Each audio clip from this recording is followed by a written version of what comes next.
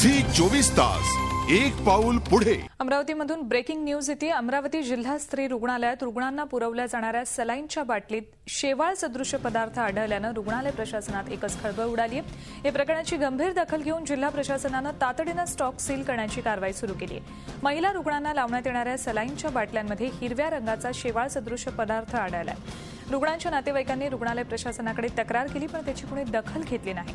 अखेर काही सामाजिक कार्यकर्त्यांनी आमदार यशोमती ठाकूर यांच्या लक्षात आणून दिल्यानंतर ठाकूर यांनी स्वतः रुग्णालयाला भेट दिली आणि जिल्हाधिकाऱ्यांशी संपर्क साधून साठा तपासण्याचे आदेश दिले।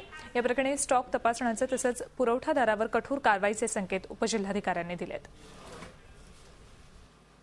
आम्ही अथ्या आल्यानंतर त्या कोपऱ्यामध्ये काही सलाईन जसे पंक्चर करून ठेवलेले होते। आम्ही त्यांना विचारायला गेलो तर नाही नाही हे युज्ड आहेत, ते यूज नव्हते, ते कंटॅमिनेटेड होते, पण ते वापरतायत, ते का वापरतायत। डफरीन इथल्या रुग्णालयामध्ये काही आयव्हीच्या बॉटल्स कंटॅमिनेटेड काही सापडलेल्या आहेत, तर त्याच्यानुसार इथला स्टॉक चेक करण्याचं काम चालू आहे आणि पूर्ण स्टॉक जी बॅच आली होती ती सध्या सीज केलेली आहे आणि त्याचं चेकिंग करून मग त्याच्यावर पुढील कारवाई करण्यात येईल। झी 24 तास एक पाऊल पुढे।